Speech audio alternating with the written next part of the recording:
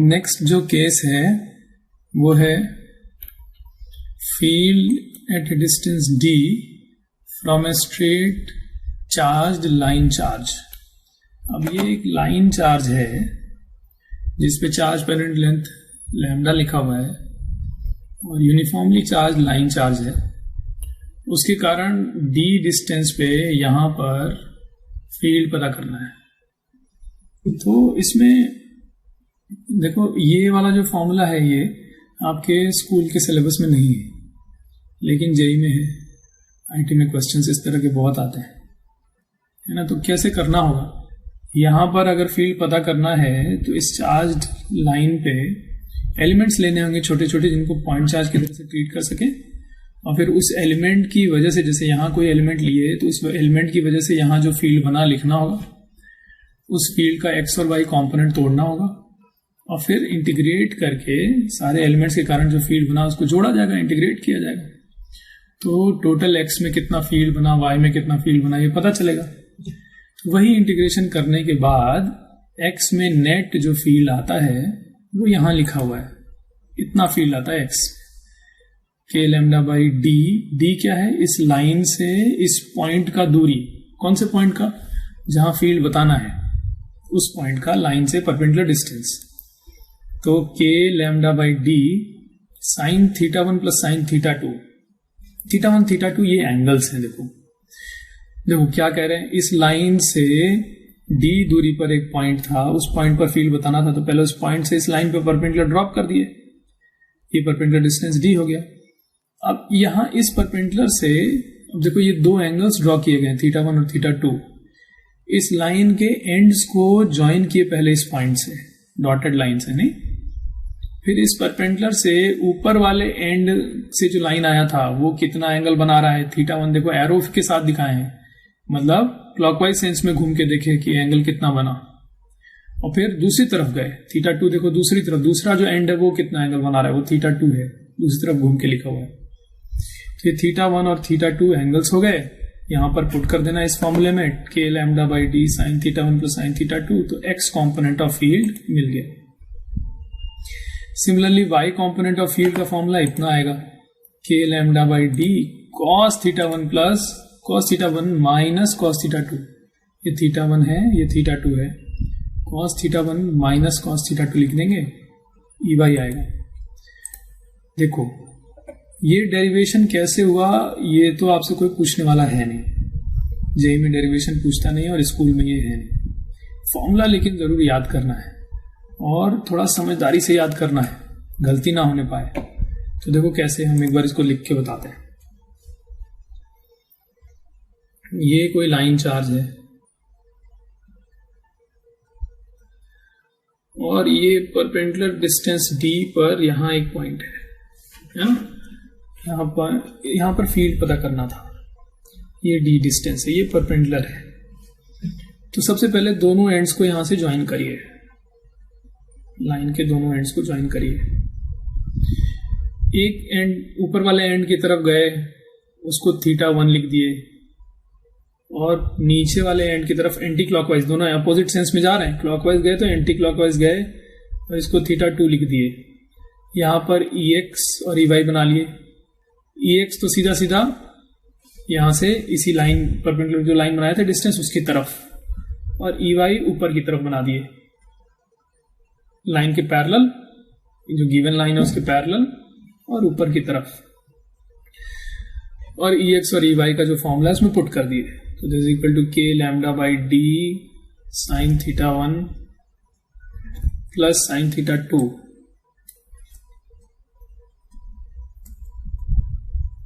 है ना,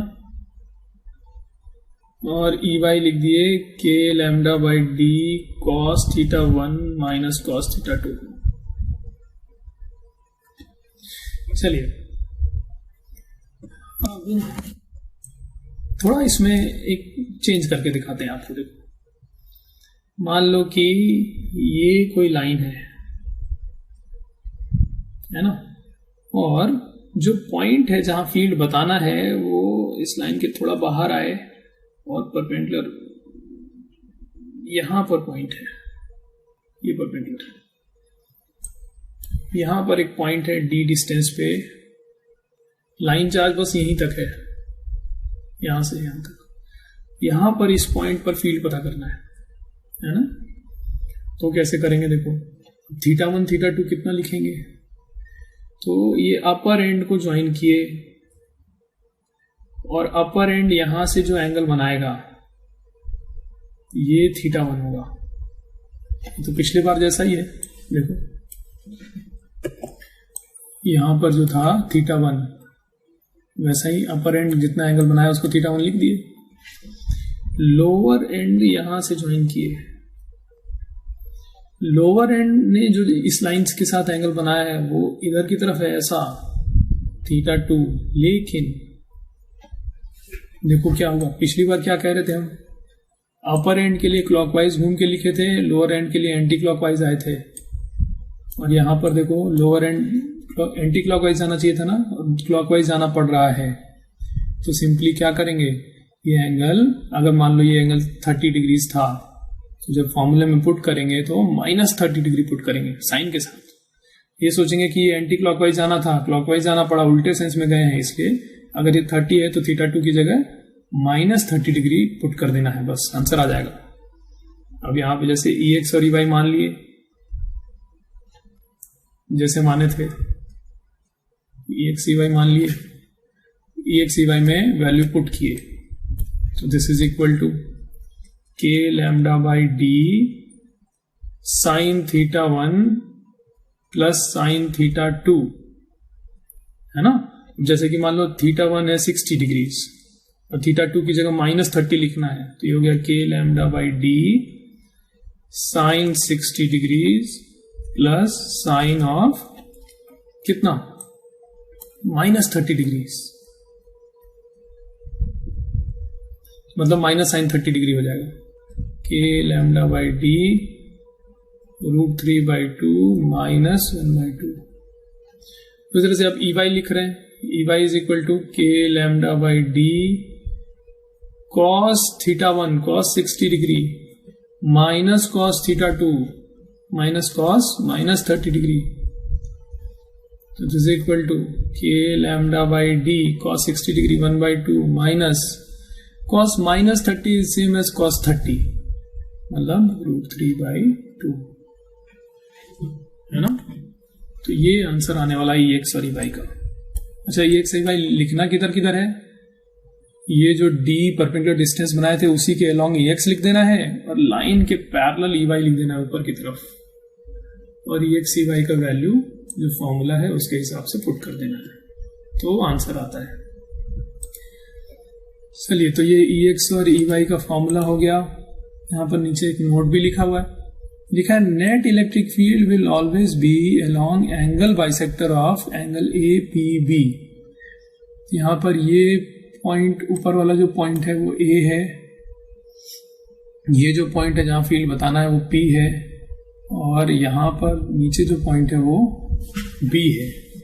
तो एंगल APB जो एंगल है उसके बाइसेक्टर की तरफ नेट इलेक्ट्रिक फील्ड होता है। तो हम यहां पे एक बार ड्रॉ करके बताते हैं क्या कह रहा है। कहा जा रहा है कि अगर ये एक लाइन चार्ज है और यहां फील्ड पता कर रहे हैं आप, तो ये जो एंगल बनेगा APB, इस एंगल के बाइसेक्टर की तरफ नेट फील्ड आएगा। मतलब जो EX और EY का रिजल्टेंट, EX इधर माने थे, EY इधर माने थे, तो EX EY का जो रिजल्टेंट आएगा वो इस एंगल के, ये पूरा जो एंगल होगा इसके बाइसेक्टर की तरफ आएगा, है ना।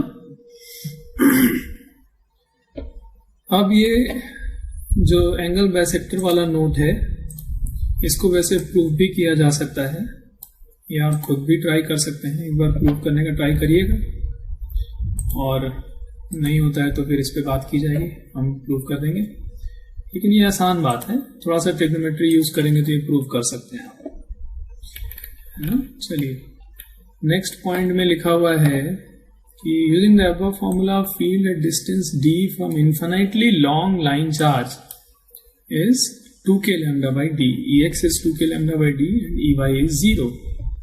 चलिए इस वाले पॉइंट को भी देखते हैं। कहा गया कि अगर एक इन्फिनाइटली लॉन्ग लाइन चार्ज है, इधर भी इंफिनिटी तक गया है, नीचे भी इंफिनिटी तक गया है, लाइन चार्ज है, और उससे d दूरी पे यहां पर फील्ड पता करना है,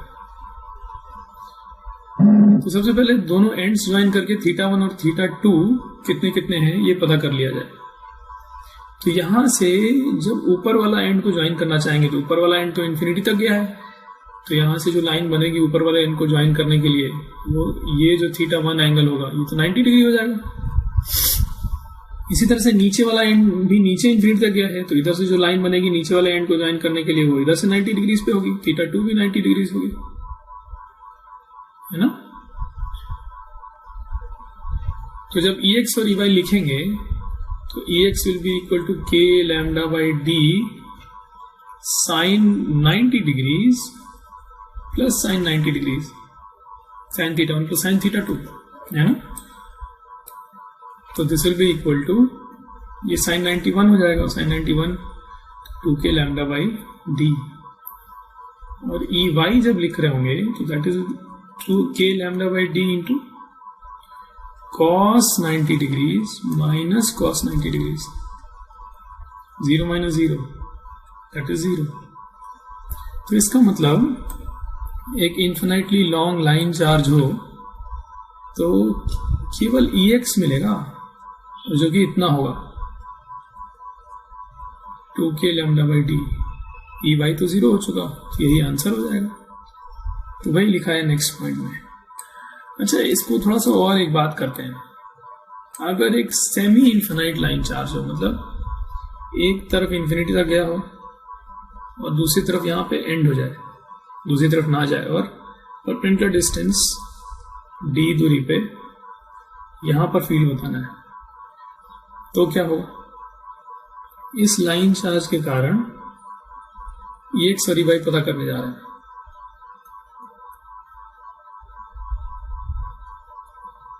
है ना।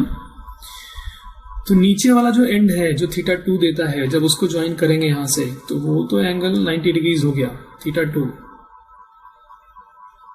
लेकिन जब θ1 ऊपर वाला एंड ज्वाइन करते हैं तो वो तो d के साथ कॉन्साइड कर रहा है, तो ऊपर वाला एंड जब ज्वाइन करेंगे तो d, ये परपेंडिकुलर वाली जो लाइन है इसके साथ 0 डिग्री का एंगल बनाएगा। तो इस केस में θ1 0 है, θ2 90 डिग्रीज है। तो जब ex और ey लिखेंगे तो देखते हैं कितना आएगा। ex is equal to k lambda by d sine 0 degree plus sine 90 degree, है ना। This will be equal to k lambda by d, sine 0 0 हो गया, साइन 91 हो गया, और ey is equal to k lambda by d cos 0 degree minus cos 90 degrees, cos 0 is 1, that is also k lambda by d। तो ये जो line semi infinite line charge होगा उसके कारण ex भी k lambda by d होगा और ey भी k lambda by d होगा, है ना। चलिए हम लोग वापस आते हैं अपनी शीट पे। अब क्वेश्चंस दिए हैं कुछ। Find electric field at point O in following cases. ये सेमी इन्फिनाइट वायर है, d दूरी पे पॉइंट है, वहां पे बताना है O पर इलेक्ट्रिक फील्ड। ये 4 केसेस हैं, 4 क्वेश्चंस हैं। एक बार ये चारों क्वेश्चंस आप कॉपी में सॉल्व करिए, तब आगे का वीडियो देखिएगा। अभी पॉज करके पहले ये चारों सॉल्व कर लीजिए, फिर आगे का वीडियो देखिए। आगे हम सोल्यूशन करने जा रहे हैं और सोल्यूशन आंसर अपना मिलाइएगा, सही आया कि नहीं, है ना। चलिए हम एक करके सॉल्व करते हैं। पहला सेमी इन्फिनाइट वायर है, इसके कारण O पॉइंट पे बताना है, वो तो हम अभी सॉल्व किए आपके सामने। x डायरेक्शन में आंसर आएगा इसका k lambda by d, y direction में answer k lambda by d, resultant लिखेंगे तो k lambda by d root 2, पहले वाले का आंसर हो गया। दूसरा क्वेश्चन ये वाला, इसका आंसर करने जा रहे हैं। चलिए देखते हैं।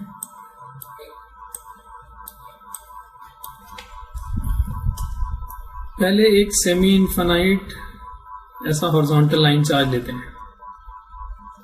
इसके कारण अगर हम यहां बताना चाहें फील्ड, तो एक बार देखिए किधर की तरफ आएगा, इधर की तरफ परपेंडिकुलर वाले डायरेक्शन में k लैम्डा बाई डी और इधर की तरफ k लैम्डा बाई डी। अच्छा, एक बात नोटिस करिए कि हम इधर ही क्यों बना रहे हैं। परपेंडिकुलर वाला तो चलिए इस लाइन के अलॉन्ग बना दिए, ये कैसे डिसाइड किए होंगे कि किधर की तरफ। तो जो अभी बात हुई थी कि एंगल बाइसेक्टर की तरफ रिजल्टेंट होता है। अब जैसे ये एंड यहां से ज्वाइन कर लिए, दूसरा वाला एंड जब ज्वाइन करना होगा तो वो तो इन्फिनिटी तक गया है, तो ऐसे बनानी होगी लाइन। इसका एंगल बाइसेक्टर इधर होगा, तो इधर की तरफ रिजल्टेंट इलेक्ट्रिक फील्ड आना चाहिए, इसलिए ई एक्स और ई वाई है ना। ई एक्स इधर मान लिए और ई वाई इधर मान लिए, और दोनों ही k लैम्डा बाई डी और k लैम्डा बाई डी होने वाले हैं। चलिए, तो ये एक सेमी इन्फिनाइट वायर के कारण लिख दिए। एक और सेमी इन्फिनाइट वायर ऐसे इस क्वेश्चन में है ना। उसके कारण जब यहां पे इस वाले पॉइंट पे फील्ड लिखेंगे तो ई एक्स इधर लिखेंगे k लैम्डा बाई डी के बराबर, और ई वाई इधर लिखेंगे, है ना। अच्छा, इस लाइन चार्ज का भी इस पॉइंट से दूरी r है, और इस वाले लाइन चार्ज जो ऊपर जो लाइन चार्ज है इसका भी इस पॉइंट से दूरी r है। तो ये सारे जो लिखे हैं ई एक्स ई वाई सब सेम मैग्नीट्यूड लिखे हैं ना, k lambda by r, k lambda by r, सारे चारों लिखे हुए हैं। तो ये चारों तो आपस में ही कैंसिल आउट हो जाएंगे। ये वाला इसके साथ कैंसिल हो जाएगा, ये वाला इसके साथ कैंसिल हो जाएगा। मतलब ये लाइन चार्ज और ये लाइन चार्ज मिलके इस वाले पॉइंट पे तो जीरो बना रहे होंगे इलेक्ट्रिक फील्ड। बचा क्या, ये आर्क वाला सेक्शन बचा, ये कितना बना रहा होगा इस पॉइंट पर, वही आंसर होने वाला है। अच्छा, एक बार लॉजिकली सोचा जाए किधर की तरफ, तो ये जो आर्क है ये इधर की तरफ इलेक्ट्रिक फील्ड बना रहा होगा, और जो ये इलेक्ट्रिक फील्ड होगा यही आंसर होने वाला है। आर्क वाला फॉर्मूला एक बार फिर से दिखाते हैं आपको, जो नोट्स में लिखा हुआ है। नोट्स में ये देखो, कोई आर्क है अगर थीटा एंगल का, तो 2k lambda by r sine theta by 2 field बनाता है। 2k lambda by r sine theta by 2, theta angle का आर्क है। तो ये जो आर्क हमारे क्वेश्चन में है ये 90 डिग्री एंगल का आर्क है। तो ये जो E बनाएगा that will be 2k lambda by r sine 90 degree by 2, है ना। साइन थीटा बाई 2 लिखना है, साइन 90 डिग्री बाई 2 लिखना है, मतलब साइन 45 डिग्रीज। तो this is 2k lambda by r 1 by root 2। ये आंसर होने वाला है इस क्वेश्चन का। चलिए नेक्स्ट, ये जो थर्ड क्वेश्चन है इसको देखते हैं। यहाँ पर दो सेमी इन्फिनाइट स्ट्रेट वायर्स दिख रहे हैं, एक ऊपर एक नीचे, और एक ये आर्क दिख रहा है, सर्कुलर आर्क। कितने एंगल का, पाई एंगल का, नहीं 180 डिग्री एंगल का। इन सबका मिला के फील्ड लिखना है।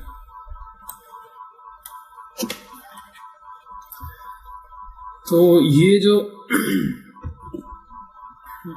सेमी इन्फिनाइट वायर है सॉरी, इसके कारण यहां पर जो फील्ड बनेगा, इधर की तरफ k लैम्डा बाई आर, इधर की तरफ k लैम्डा बाई आर। इसी के जैसा एक यहां पर भी रखा हुआ है सेमी इन्फिनाइट वायर। उसके कारण जो फील्ड होगा, डायरेक्शन में देखो किधर आना चाहिए, ये प्लस चार्ज से किधर, इधर की तरफ आएगा एक k लैम्डा बाई आर, और इधर की तरफ आएगा k लैम्डा बाई आर। नहीं, इस प्लस चार्ज से अवे इधर की तरफ k लैम्डा बाई आर और इधर की तरफ k लैम्डा बाई आर।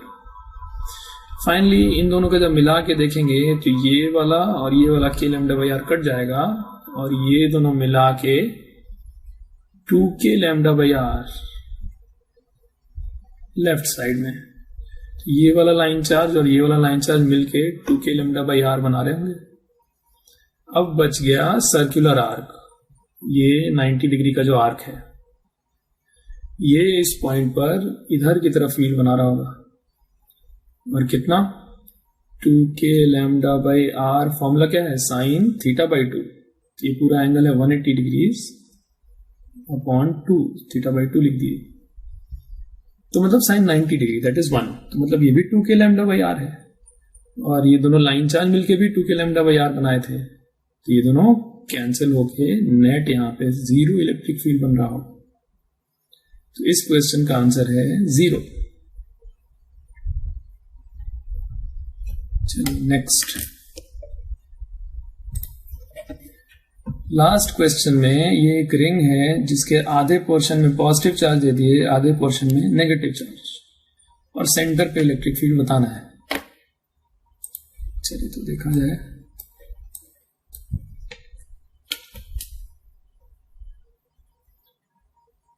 एक कोई रिंग है और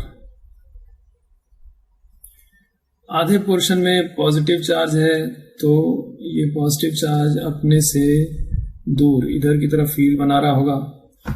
फॉर्मूला होगा 2k lambda by r sine theta, मतलब 180 बाई 2, मतलब 2k लैम्डा बाई आर। अब ये नेगेटिव चार्ज जो है ये इस पॉइंट पे अपनी तरफ, मतलब इधर की तरफ फील्ड बनाना होगा, और कितना 2k lambda by r sine 180 by 2 that is 2k lambda by r. दोनों मिला के नेट जो फील्ड है राइट साइड में वो हो गया 4k लैम्डा बाई आर, ये आंसर हो जाएगा।